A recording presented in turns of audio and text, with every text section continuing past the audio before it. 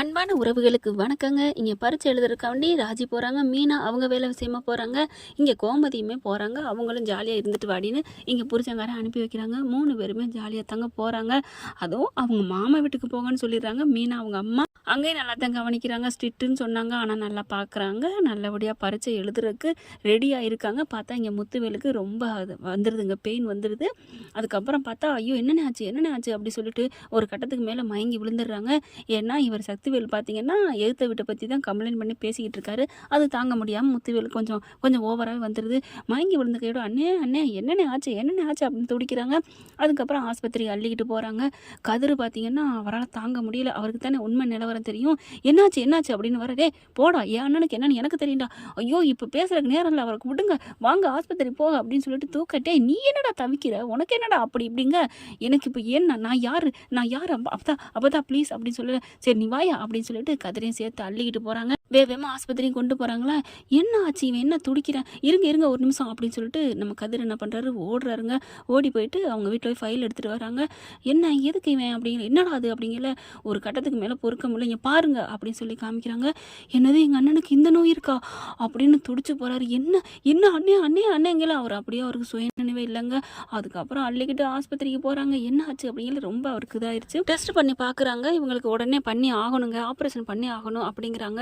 ரத்தம்லாம் அவருக்கு ரொம்ப அதிகமாக கம்மி லெவலில் இருக்குது. ரத்தம் ஏற்றணும். முதல்ல இவருக்கு ப்ரெஷர் அதிகமாக இருக்குது, அதை கொஞ்சம் குறைக்கணும். குறைச்சிட்டு கண்டிப்பாக ஒரு 5 மணி 6 ஹவருக்குள்ளே வந்து ஆப்ரேஷன் பண்ணி ஆகணும் அப்படிங்கிறாங்க. துடிச்சு போகிறாரு. ஐயோ இப்போ என்ன பண்ணுறதுன்னு தெரியல. எல்லா ரத்தத்தெல்லாம் எடுக்கிறாங்க, அங்கெங்கேன்னு வாங்குறாங்க. இவர் கதிர் நான் அதுக்கு பதிலுக்கு ரத்தம் கொடுத்தாங்கன்னு இல்லையா, அவங்க எப்படி தான் வேற ஒருத்தவங்க அவர் ரத்தம் இல்லைனாலும் கொடுத்தானுங்க வாங்குற ரத்தத்துக்கு. இவரும் கதிரும் கொடுக்குறாங்க. இப்போ ஆப்ரேஷன் பண்ணுறதுக்கு 4 மணி நேரம். இங்கே என்ன பண்ணுறாங்க, ராஜிக்கு சொல்லுவோமா வேணாமா அப்படின்னு தவிக்கிறாங்க. என்ன பண்ணுது, சொல்லுடா என் பேத்திக்கு சொல்லுடான்னு அப்பத்தா சொல்லுது. சொல்கிறேன் அப்படின்ட்டு சொல்ல முடியல. பாண்டியன் எல்லாருமே வந்துடுறாங்க. இப்போ என்ன மருமக பெத்த பொண்ணு இல்லையா, சொல்லுடா அப்படிங்கிறாங்க. கோமதிக்கும் சொல்லணுங்களா, அப்பா ப்ளீஸ்ப்பா கொஞ்சம் பொறுங்கப்பா அப்படிங்கிறாங்க. ஏன்டா எதுக்குடா அப்படிங்கல. இல்லை ராஜி அவளோட கனவு லட்சியத்தை நோக்கி போயிருக்கா, பரீட்சை எழுதிட்டு வந்துடட்டுமே. ஏன்டா பரீட்சை எழுதிட்டு எப்படா வருவா, அதெல்லாம் முடியாது, சொல்லியே தீரணும் அப்படின்னு சொல்கிறாங்க. ஏன்னா பாதியிலே வந்துடுவான்னு சொல்லக்கூடாதுன்னு கதிர் எவ்வளோ சொல்கிறாங்க. தாங்க முடியல, சொல்லி தீருவீங்கள, சரி நான் சொல்கிறேன் அப்படின்ட்டு ராஜிக்கு அடிக்கிறாங்க. ராஜியோட ஃபோனு சுவிட்ச் ஆஃப். இங்கே கோமதிக்கு மீனாவுக்கும் ஃபோன் அடிக்கிறாங்க, எடுத்துடுறாங்க. விவரத்தையும் சொல்லிடுறாங்க. துடிச்சு போகிறாங்க. ஐயோ இப்போ என்ன பண்ணுறது, பரீட்சையில் உள்ளர போயிட்டாலே அப்பாவுக்கு ஒன்றா துடிச்சு போவாலே, என்ன பண்ணுறது அப்படிங்கல. இப்போ என்ன பண்ணலாம் அப்படிங்கிறாங்க. அதுக்கப்புறம் சரி ஃப்ளைட்டில் டிக்கெட் போட்டு சீக்கிரம் வாங்க அப்படின்னு சொல்கிறாங்க. 6 மணி நேரத்துக்குள்ள எப்படி அப்படிங்கிற, அவள் பரீட்சை எழுதிட்டு 2.5 மணி நேரத்தில் வந்துடுவா, அதுக்குள்ளே பார்த்துக்கலாம் அப்படிங்கிறாங்க.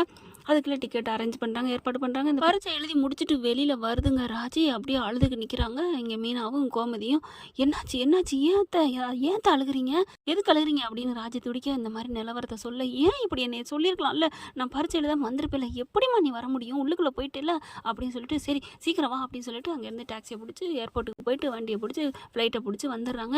கரெக்டாக ஆப்ரேஷனுக்குள்ளே அப்பா பார்த்தே தீர்வுன்னு ஓடி வருதுங்க. ஆப்ரேஷன் தேட்டருக்குள்ளே போகிறாங்க. கரெக்டாக என்ட்ரன்ஸுக்கு வந்துடுது ராஜி. அதுக்குள்ளே இங்கே கோமதியும் ஓடுது. அண்ணே அப்படின்னு சொல்லிட்டு கண் அப்படியே மயக்கத்தில் இருக்காரு. அப்பான்னு அழுகுறாங்க விழுந்துக்கிட்டு. அதுக்கப்புறம் கண்ணை முழிச்சிடுறாருங்க. அப்பா உங்களுக்கு ஒன்றும் ஆகாதுப்பா, ஒன்றும் ஆகாதுங்க. இல்லை பரீட்சை எழுதுனியா அப்படின்னு தான் கேட்குறாரு. பார்க்குறாரு கதிர். மாமா அதை எழுதிட்டா மாமா அப்படின்னு சொல்லு. என்கிட்ட ஏன்ப்பா இவர் மறைச்சிட்டாருப்பா, சொல்லியிருந்தா நான் அப்பயே வந்திருப்பேன்ப்பா. பரவாயில்லம்மா நீ எழுதிட்டில்ல, அதுவே சந்தோஷம். இப்போ எனக்கு எவ்வளோ நிம்மதியாக இருக்குது தெரியுமா. இப்போ நான் சந்தோஷமாக நான் போனாலும் கண்ணை மூடாலும் அப்பா அதெல்லாம் நீங்கள் வருவீங்கப்பா அப்படின்னு சொல்லிட்டு ஆசீர்வாதம் பண்ணுற மாதிரி அனுப்பி வைக்கிறாங்க.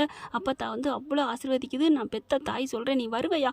இங்கே அவங்க தம்பி கடந்து அழுகிறாருங்க. சக்திவேலு அண்ணே இவ்வளோ இருக்குன்னு ஏன்னே சொல்லலை, நாங்கள் அதெல்லாம் வைத்தியம் பார்த்துக்கிட்டு தாண்டா இருந்தோம் அப்படின்னு சொல்லிட்டு சரிங்க பார்த்துட்டிங்களா சீக்கிரம் அப்படின்னு சொல்லிட்டு தேட்டரில் கொண்டு போயிடுறாங்க. ஆப்ரேஷன் நல்லபடியாக முடிஞ்சிருதுங்க. முடிஞ்சு வெளியில் வராங்க.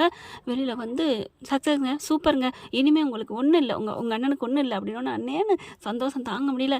அப்பாவுக்கு ஒன்றும் இல்லைன்னு 50 பேரும் போகிறாங்க. அப்படியே அவ்வளோ பேர் சுற்றிண்டு அண்ணே நீ பொழைச்சிட்டே, உனக்கு ஒன்றும் இல்லைண்ணே அப்படின்னு சொல்லல. அம்மா பார்க்குறாரு. அம்மா அப்படின்னு சொல்கிறார். ஐயா முத்துவேலு அப்படின்னு சொல்லிட்டு பெத்த தாயை பார்த்து நீ என் பக்கத்தில் வந்தோன்னே எனக்கு உசுறு வந்துருச்சுமா அப்படிங்கிறாங்க. கட்டிக்கிறாங்க. அப்படி ராஜி அப்பா அப்படின்னு சொல்லி அழுக. சக்திவேல் வந்து சின்ன பிள்ளை மாதிரி அழுகாரு. அழுகாதடா, நான் தான் வந்துட்டேல அண்ணே, நான் உனக்கு தாண்டா ஃபஸ்ட்டு, நான் அப்பாவுக்கு அம்மாவுக்கு நான் புள்ள, ரெண்டாவது உனக்கு அண்ணன்டா, உனக்கு அப்புறம் தாண்டா இவங்க எல்லாமே, என் பொண்டாட்டி என் புள்ள, உனக்கு அப்புறம் தாண்டா எனக்கு எல்லாமே அப்படின்னு சொல்லிட்டு கட்டி பிடிச்சிக்கிறாங்க. அண்ணே அப்படின்னு சொல்லிட்டு பாச மழையை பொழியிறாங்க. அடுத்து இங்கே கோமதி அவங்க புருஷன் பாண்டியன் எல்லாம் வந்துடுறாங்க. பாண்டியன் பார்த்தீங்கன்னா என்னாச்சு அப்படின்னு சொல்லிட்டு அப்படியே நிற்கிறாரு. அப்படியே வாயா வா அப்படின்னு சொல்லிட்டு சக்திவேலு முத்துவேலும் அவ்வளோ ஆசையாக பார்த்துக்கிறாங்க. மருமையனை பத்திரம் பார்த்துக்கடா, மகளை பார்த்துக்கடா, அண்ணே நீ தான் நல்லா வந்துட்டுனே, ஒன்றுமே என்னென்ன பயம் அப்படின்னு சொல்கிறாங்க. கதிர் கையும் ராஜி கையும் பிடிச்சி வச்சுட்டு அப்படியே அழுகிறாரு. ஏமாம்மா அழுகிறீங்க, அழுகாதீங்க அப்படிங்கிறாங்க. ராஜி அப்பா அழுகாதீங்கப்பா, எனக்கு இன்னும் ஒரு கவலை இல்லைப்பா, நான் நல்லபடியாக எழுதிட்டு வந்துட்டேன்ப்பா அப்படிங்கிறாங்க. கோமதி இருந்துட்டு அண்ணே உனக்கு ஒன்றும் ஆகுதுண்ணே, ஏன் மறைச்சேன்னு எல்லா சொந்த பந்தமும் ஒன்றா வந்துடுது. பார்த்தா அவ்வளோ ஒரு சந்தோஷமாக இருக்குது. சக்திவேலுமே மனசு மாறிடுறாருங்க. என்னடா வாழ்க்கை, ஒரு நிமிஷம்தான் பாரு, ஒரு நிமிஷத்தில் போயிருந்தா என்ன ஆயிருக்கும், என்னை மன்னிச்சிருங்கண்ணே அப்படின்னு சக்திவேல் எல்லாத்தையும் மன்னிப்பு கேட்குறாங்க. ராஜிக்கு பார்த்தா அவ்வளோ ஒரு சந்தோஷம். இப்படி கதிரை கூப்பிட்றாரு, வா மாப்பிள்ள அப்படின்னு சொல்லிட்டு, என் பொண்ணை நீ என் கண்ணுக்கு கண்ணா நீ பார்க்குறப்பா, நீ நல்லா இருப்பப்பா அப்படிங்கிறாங்க. ராஜி அப்படியே கதிரை பார்க்க, ஏண்டா இவ்வளோ நடந்திருக்கு என்கிட்ட மறைச்சிட்டேன் அப்படின்னு சொல்லிட்டு அப்படி கையை பிடிச்சி திருகுறாங்க. அப்படின்னு கதிர் கத்துறாரு. என்னாச்சு அப்படின்னு கேட்க, ஒன்றும் இல்லைங்கிறாங்க.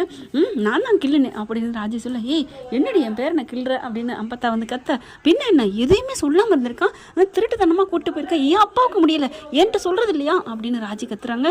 அதுவும் இல்லாமல் ஆப்ரேஷனே மறைச்சிட்டான் அப்படின்னு கத்துறாங்க. சொல்லாம இருந்தானா நீ பரிச்சை எழுதிட்டு வந்த, இல்லைன்னா என்ன ஆயிருக்கும், இப்போ அப்பா நல்லா ஆயிட்டாரு, ஆனால் உனக்கு நீ பரிச்சை பாதியில் போயிருந்துருக்குல்ல, அதெல்லாம் பேசக்கூடாது அப்படின்னு அவங்க அம்மா சித்தி எல்லாரும் பேசுகிறாங்க.